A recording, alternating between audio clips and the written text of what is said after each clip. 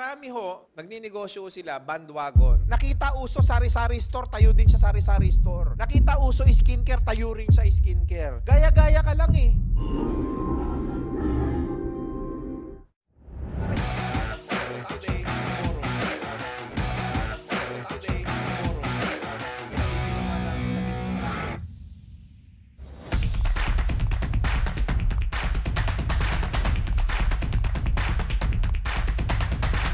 Good evening, Boss Arder. Ano pong magandang business ngayong darating na 2023? Nako, ito po, common question to. Ano magandang negosyo sa 2023? Parehas lang po ng sagot ko last year. Ang pinakamaganda pong negosyo, naninegosyohin nyo po, is kung ano po yung capacity ninyo, kung ano yung kaya ninyong gawin, kung ano yung sa palagay ninyong bagay sa inyo. Kasi marami, bandwagon. Ano ibig sabihin ng bandwagon? Nakita uso sari-sari store, tayo din siya sari-sari store. Nakita uso skincare, tayo rin siya skincare. Nakita uso ganito, car wash, tayo din siya car wash. Gaya-gaya ka lang eh. Dapat meron kang sariling identity. Kung ano ba yung negosyong sa palagay mo, pwede mong gawin, kaya mong gawin, at kaya mong tumagal doon sa negosyo na yon kahit dumating ka doon sa napakaraming challenges, trials, mga difficulties. Kasi marami bandwagon, gaya-gaya lang eh. Okay na gumaya. Ang tawag po doon, benchmarking. Nagiging reference mo yung ibang negosyo. Okay yon. Wala tayong question doon. Okay yon. Okay na gawin mo yon. But the question is that what you really love to do?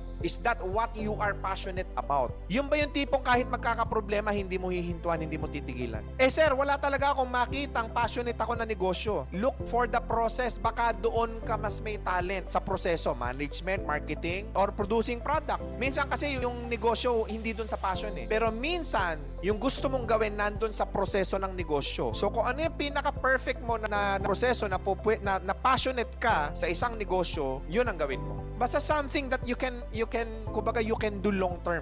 Wag po, kasi marami hong yumaman sa pako, maraming yumaman sa tissue, maraming yumaman sa lamesa, maraming yumaman sa application, maraming yumaman sa social media. I mean, marami hong kumita dyan, maraming umasenso yan. Lahat po ng iikot nyo po yung mata ninyo, meron pong isang negosyanteng umasenso at yumaman dyan sa nakikita ng mata ninyo. Lahat po ng oportunidad maganda. Ang tanong, tama ka bang negosyo dun sa papasukin mo?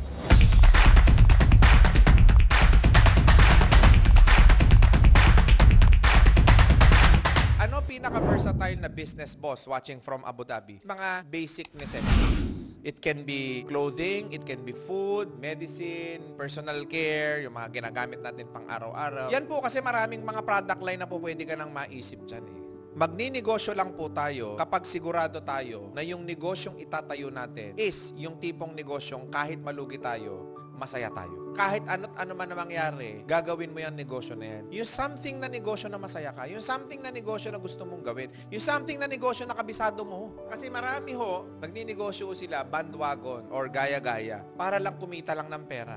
Alam mo, dapuan ka ng konting pagsubok, konting mga challenges, give up ka na dyan eh. Pero yung alam mong mahal mo talaga yung ginagawa mo, in love ka talaga sa proseso, kahit tumagal okay lang eh. Kahit mabagal okay lang. Kasi alam mo, yung ginagawa mo, gusto mong gawin. There's no such thing as pinaka-versatile na business. Marami hong negosyo ang versatile. Ano ba yung kapasidad mo? Ano yung kakayanan mo? Ano yung kaya mo? Yun yung tanong.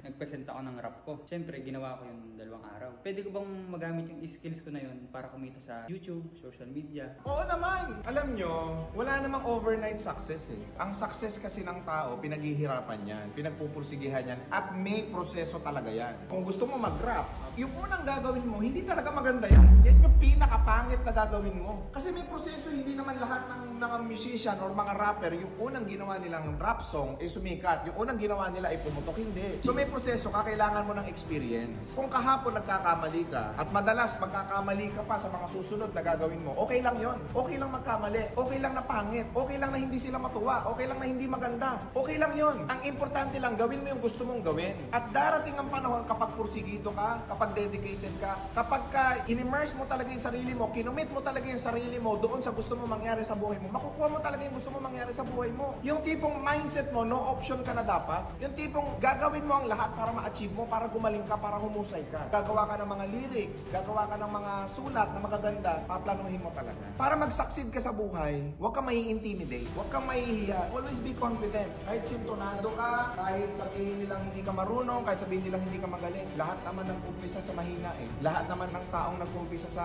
kahit anong gagawin nila sa buhay nila is nag-uumpisa silang ignorante. Nag-uumpisa silang wala silang alam. The most important thing in this world, gawin mo yung gusto mong gawin. Kasi maiksi lang ang buhay natin eh. Sarapan mo na, galingan mo, pag-usayan mo. Kasi hindi ako naniniwala na habang buhay empleyado kita. Hindi ako naniniwala na habang buhay nandito ka. Kung may pangarap ka, gawin mo. Kumayo ka at gawin mo yung gusto mong gawin sa buhay mo. Hindi mo kailangan ng sasabihin ng ibang tao sa'yo, validation, etc. Alam ko magaling ka, alam ko mahusay ka, may talent ka. Ang problema lang masyado kang conscious sa paligid mo. Gawin mo lang kung anong gusto mong gawin. Yun talaga plano ko minsan sa isip ko eh. Siyempre may skills ako sa ganun. Gusto kong kumita gamit yung talento ko. Ayun na yung kaya ko sa sarili ko eh. Kung nasa nakikita ko. Kung ano yung gusto mong gawin, gawin mo. Importante may pangarap ka. Tsaka gusto ko yan, may pangarap. Okay? Salamat boss.